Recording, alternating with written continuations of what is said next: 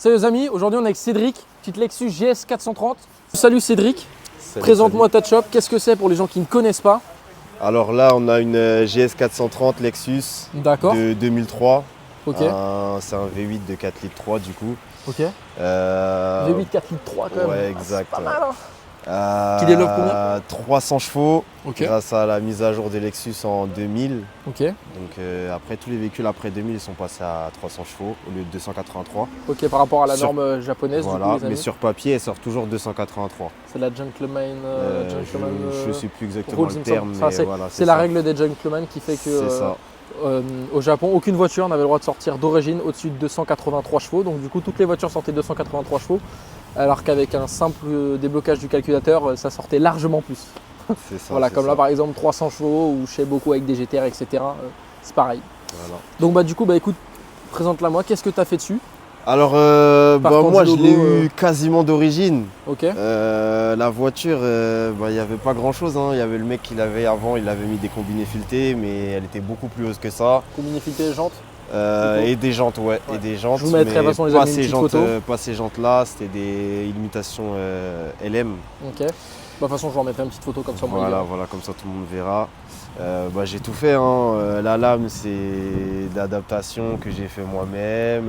La calandre, pareil. Du coup, les amis, pour expliquer un petit peu, il est dans le style où je veux pas avoir quelque chose qui est fait pour la voiture de base, je préfère adapter du fait d'avoir du coup une voiture qui est différente des autres. C'est ça. Donc, ce qui fait du coup qu'on a une voiture qu'on verra en un seul exemplaire, quoi.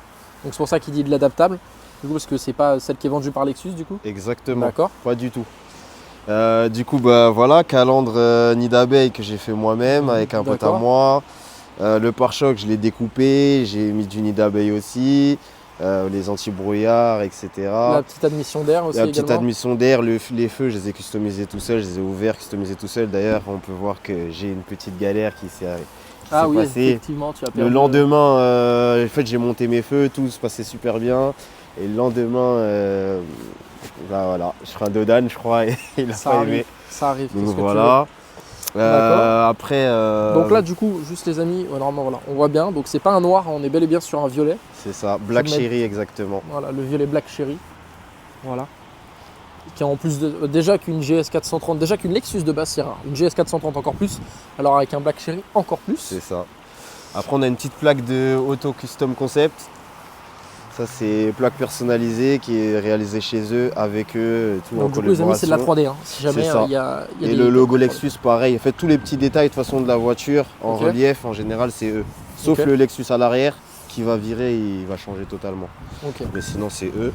Donc du coup après, nouvelle paire de jantes. Voilà, Japan petite Racing. paire de Japan Racing, j'étais cherché en Belgique. Elles étaient neuves, je les ai repeintes. De base, elles sont blanches, c'est pour ça que les contours sont blancs. Ok. Les mecs m'ont un peu niqué la peinture quand j'ai été monter les pneus, mais bon, c'est pas grave. Bon, ça peut arriver malheureusement. Je vais le faire tout seul. Étrier, disque de frein, ça c'est totalement nouveau, c'est pas d'origine sur la voiture. C'est étrier SF et kit LS 600 pour les étriers 4 pistons. D'accord, donc là ça freine bien. Ça freine très très bien. On est sur du combien de poids d'origine? 1007. Ah 1700 avec un V8 4 litres 3, ouais, faut avoir du bon freinage quand même, faut les freiner. Voilà, exactement. Les Hinton 7, faut les freiner. Donc du coup là le petit logo GS, qui sont petit logo d'elle, super jolis. Auto Custom Concept toujours. Voilà. Donc, du coup les vitres teintées bien entendu. Les vitres teintées, ça la base chez moi. Donc, du coup les amis, comme vous le voyez, c'est pas un reflet, c'est bel et bien une RHD, donc volant à droite. Exactement. Il dit que c'est une vraie jappe. Petit bas de caisse venant du Kazakhstan. Ça m'a coûté un petit peu cher, mais ça fait un petit peu de route. Ça fait le taf. Franchement, ça fait le taf. Le petit Instagram, bien entendu, les amis, on n'hésite pas. Donc voilà, après, à l'arrière, c'est plus simple. On est passé sur un... La petite plaque qui s'est cassée la tête. On est passé sur un... c'est pas grave, tant pis. Diffuseur, je vais pas dire de quelle voiture, mais c'est un diffuseur d'une autre voiture. Toujours une Lexus, mais un autre modèle. L'aileron, c'est totalement adaptable. Il n'y en a pas deux sur cette voiture-là, s'il n'existe pas. C'est une autre caisse, pareil. Et toujours eu des voitures, pareil, on vous mettra quelques photos. de mes 2-3 derniers on en parlera projets. Ça après. Voilà, et on en parlera une fois à l'intérieur qu'on sera au chaud parce que du coup les amis, comme vous voyez, on n'est pas au spot habituel, hein, on est dans un parking à côté de chez nous, le seul qui est couvert parce que comme vous le voyez il fait magnifiquement beau. Donc de base on avait un premier spot, on a dû décaler, il a arrêté de pleuvoir et on a dû redécaler encore. Donc on a dit qu'on allait tourner là, c'est pas grave. Les joies du direct. Exactement, les joies du direct. Donc du coup voilà les amis, hein, côté droit de la voiture c'est toujours pareil. Le petit toit ouvrant, donc du coup on va rentrer à l'intérieur. Donc le petit volant boiserie, parce que du coup c'est une 2003, meilleure année, meilleur millésime, qui a plutôt bien vieilli je dirais. Le bois, moi j'étais pas fan de base, je voulais l'enlever sauf sur le volant. Ok. D'ailleurs la console centrale je l'ai enlevée. Mais les portes au final, vas-y je vais laisser. Peut-être même je remettrai la console centrale. Du coup les amis, on a quand même l'avantage étant, c'est que c'est une voiture familiale. Hein. Donc du coup on a de la place. Heavy aussi, pas mal. Et là je suis en train de la vider, comme je viens d'acheter une deuxième voiture, ouais. Je suis en train de la vider une petite Civic EP2. C'est ça. Et bah écoute, je te laisse nous ouvrir le capot, comme ça on regarde le moteur, puis après on va se mettre au champ en tournage.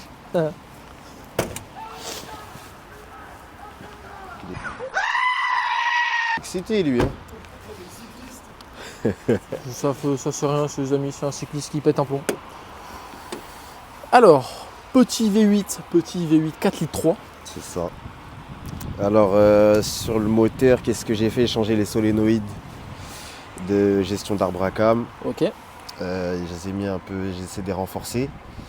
Dans la boîte à air, il y a le filtre sport bien évidemment. L'admission, elle ne sert pas à rien. Elle va direct dans la boîte parce qu'il y a un trou dans la boîte exprès pour. D'accord. J'ai mis un radiateur de Supra. Toyota Supra exactement. D'accord, parce qu'elle chauffait beaucoup. Radiateur renforcé parce que j'ai eu une chauffe dans un bouchon. J'ai pas compris pourquoi alors que j'avais pas de fuite, rien. Tu préféré pas t'embêter. Donc je me suis pas cassé la tête et ouais, j'ai tout changé. Pour ceux qui voudraient le faire, ça va pas s'empiler pile poil. Hein. J'ai dû adapter un petit peu. C'est de l'adaptable. De toute voilà, façon, forcément, Toy Lexus, même si c'est du Jap, c'est pas forcément les mêmes pièces. Exactement. Surtout que la Supra est pas du tout de la même année que la GS. Bah après, sur les Aristo, c'est les mêmes. Ouais. Mais au niveau des supports, c'est pas identique. D'accord. Et l'Aristo, bah, c'est une GS mais en Toyota. Avec le 2JZ GTE. Donc du coup les amis, petit exclu d'ailleurs du tournage de la semaine prochaine quand vous verrez cette vidéo. Voilà, magnifique, toujours avec ce beau temps. Exactement. Donc bah écoute, je vais te laisser nous refermer le capot puis on va partir en essai au chaud. Vas-y, pas de soucis. À de suite. Du coup de retour les amis, on est parti en essai. J'espère qu'avec le micro vous nous entendez bien parce que entre la pluie etc c'est la galère. Toujours avec Mister, donc bah du coup on va reprendre ce qu'on disait tout à l'heure. Qu'est-ce que tu as eu du coup comme véhicule avant ça? Alors, voilà, j'en ai eu des voitures. C'est ma 13e déjà en 10 ans. Donc voilà, on va faire un petit rappel rapide. J'ai eu des Mégane 2, j'ai eu 2 Golf 3. 2 Golf 3, ouais. Un TDI, un essence. J'ai eu 2 Lexus avant celle-là. Bah, c'était vraiment les 2 dernières. J'ai eu IS 250 et en V6, coup 2,5 litres. Et une CT200H qui m'a mis le pied vraiment dans Lexus en vrai de vrai. Avec cette voiture, j'ai commencé à kiffer la marque de ouf. J'ai eu une Seat Ibiza, bah, comme tout entier qui se respecte. Oui, nickel ça. C'est pas beau. Donc là du coup celle-là, ça fait combien de temps tu l'as? Là ça fait 1 an je l'ai. 1 an pile poil quasiment. FK2? Oui. Un an. Exactement. Du coup, ça aujourd'hui, c'est pas ta voiture de rêve? Non, c'est pas ma voiture de rêve. C'est une voiture que j'aime beaucoup, mais c'est pas ma voiture de rêve. Aujourd'hui, quelle est ta voiture de rêve accessible? Accessible, je dirais Lexus GSF. GSF? Ouais, GSF ou ISF. Ok. Je vous mettrai des photos, les amis, parce que même moi, je vois pas c'est quoi. Donc, je vous mettrai des petites photos. Et du coup, ta voiture de rêve inaccessible? Inaccessible, LFA. Hein. Lexus LFA. Ah, t'es vraiment piqué Lexus. Ouais, piqué de fou.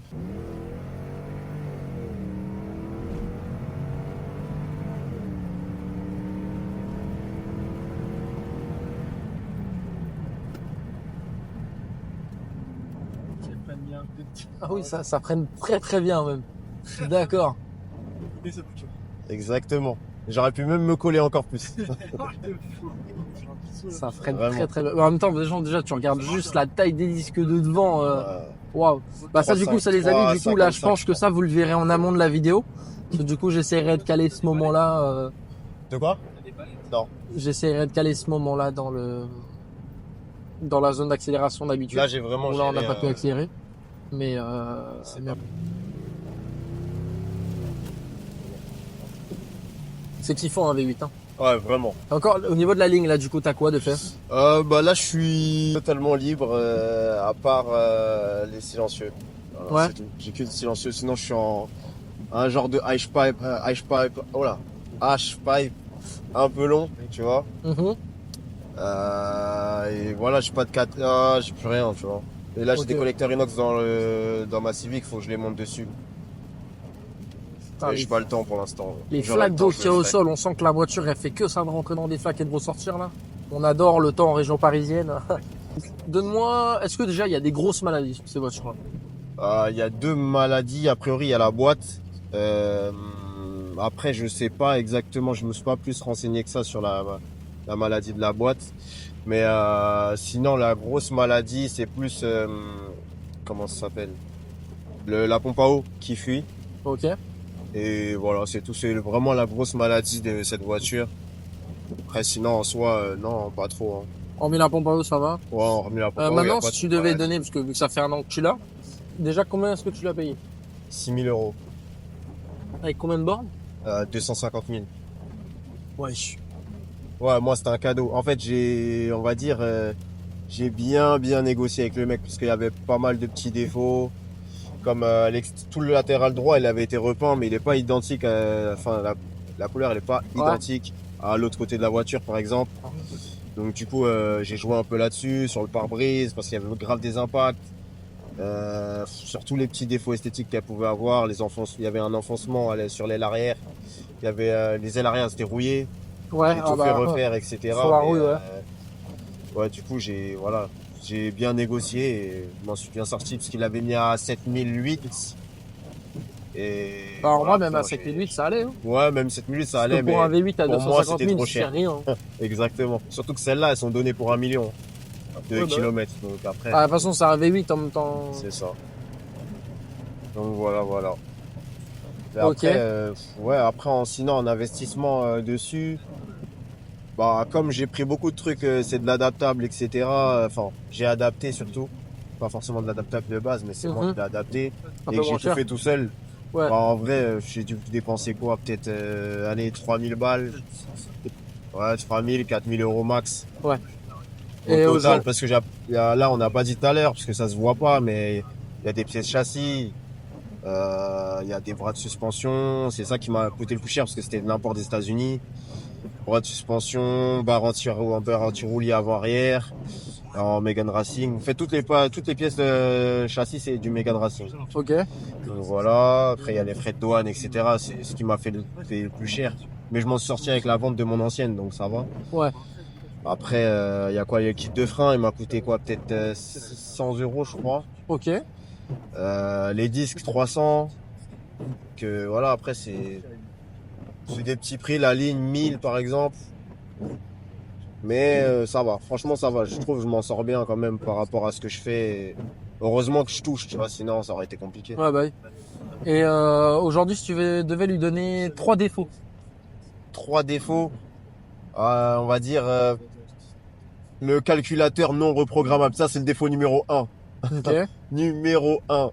Franchement, c'est le truc que je regrette, c'est que à chaque fois je tombe sur une galère quand j'achète une Nexus, soit les mecs ils savent pas faire de gestion, soit le calculateur est pas reprogrammable. Et cette fois, c'est le calculateur qui est pas reprogrammable.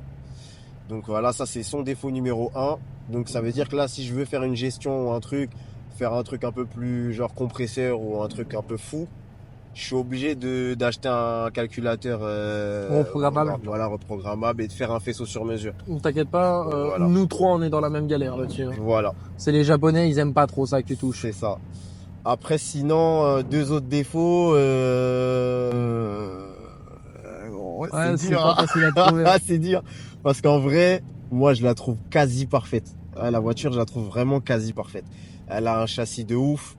Il y en a beaucoup qui disent non, mais ça n'a pas de pêche, ça marche pas assez, nanani. Franchement, j'en vois contre des caisses. Donc du coup, 3 qualités. 3 qualités. Le confort. Alors le confort de Lexus. Là, on est sur combiné fileté, on est rabaissé de fou. Et j'avoue que c'est pas tape-cul. C'est pas tape-cul du tout. C'est pas mal au dos, rien. Là, on est à 4 dans les voitures en plus. Je pense que c'est propre. Ça, c'est la qualité numéro 1. Et croyez-moi, les amis, pour que Mister derrière, là, ils disent que c'est pas mal, alors qu'il roule avec l'une des voitures françaises les plus confortables du monde et qui est une Xantia, qui a un vrai canapé, c'est que vraiment, vraiment, on est bien dedans. Là, on les suit pas, on va à droite, on suit la Mégane. Du coup, le deuxième point fort, le moteur, hein, je pense qualité, le moteur il est incroyable. Ouais, V8 4 litres 3. Voilà. Et la fiabilité, je pense, hein, en dernier. Oh la flaque de ouf. C'est vraiment fiable. Et c'est un petit peu joueur aussi, tu vois. Ouais. C'est un petit peu joueur, tu peux l'envoyer un peu en travers, tu peux patiner très vite pendant très longtemps. Voilà. Bah en tout cas, déjà, je voulais te remercier d'être venu. De rien, c'était avec plaisir. On le reverra sûrement, les amis, avec Vince. Je vous mets une petite photo de la voiture de Vince. C'est un magnifique RX-7 avec le camouflage de Fast and Furious 1 qui a sur la Supra.